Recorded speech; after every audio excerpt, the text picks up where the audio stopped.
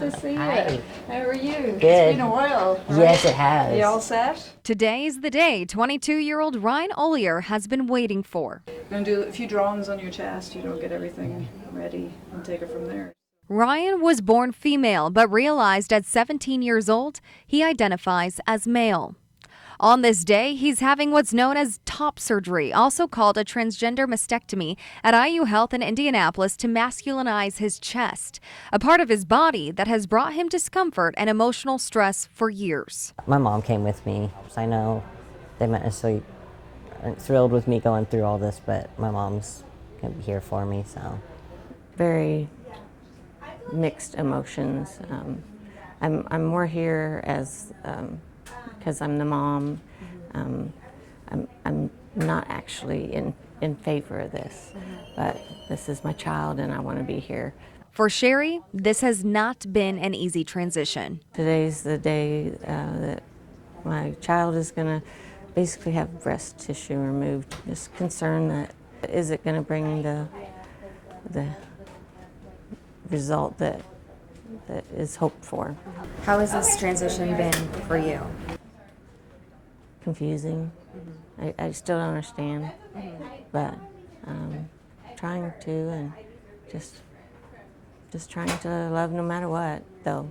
Because it's not just a transition for you, it's a transition for everybody. And you've got to grieve the child you thought you had before you can learn to accept the child that you've had. Rebecca Walatish is a licensed clinical social worker who works with gender diverse people and their families. She says family support is vital to the progress and health of someone going through a gender transition. So she helps parents like Sherry understand. There's an entire spectrum of people who might go under the umbrella of gender diverse. If one is I identify as a female and 10 is identify as a male, and you're born in a body that's female sex, but you're not a 1, you're a 2, 3, 4, 5, 6, then you would be gender diverse because the sex assigned at birth is different than the gender identity that fits who you are. Rebecca says it's important for families to refer to their loved ones using their preferred pronouns, he and him, she and her, and they and theirs. But she says families should also take the time they need to process what's happening to become the support system their child needs. Suicide rates are astronomical.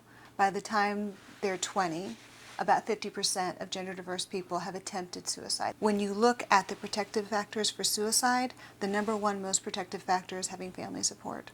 So it's super important that we get the family in to talk to other parents who've gone through it, to talk to therapists, whatever, so they can kind of work through their own process. That is why there are many local support groups and resources for not only trans individuals, but for their family members too. You used to be someone's sister, now you're their brother or whatever, and so everyone has to kind of work through their own issues with that. Ryan's top surgery in December was successful. Hey, how you doing? Good, how you doing? Good to see you. How are things? Good.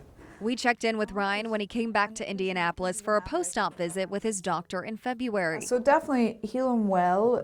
We like to see the bright pink scars, because that predicts it's going to turn white. So yeah, I think it's going to look really good. I think it's going to look awesome. And while Ryan physically heals, he hopes his parents can heal as well as they process this change. Do your parents call you Ryan? No. They don't want to call me Ryan, but they don't want to call me by my birth name, so they'll just be like, this is my child, and it's kind of awkward and kind of funny. My dad struggles with it. He's not happy about it. My mom is struggling, but trying, and she's open. She's trying her best to be open, which is really, really cool. And I always hoped she would be, and she is. It's going to take time because I know it's a big transition for her too. Ryan says this surgery has changed his life. But you seem a lot happier today than when I've seen you in the past. Yeah, it's been really nice. I have felt better. I mean, I feel a lot more confident. I feel like I can stand up straighter because I don't feel like I have to hunch and hide. It's the little things some of us take for granted: putting on clothes, walking down the street, going for a swim, basic introductions. That is what Ryan is now looking forward to. And I didn't realize how much I avoided looking in the mirror. I was sitting there a couple weeks back and I'm just like, I was like, I look really good. It's like the person I was always supposed to be.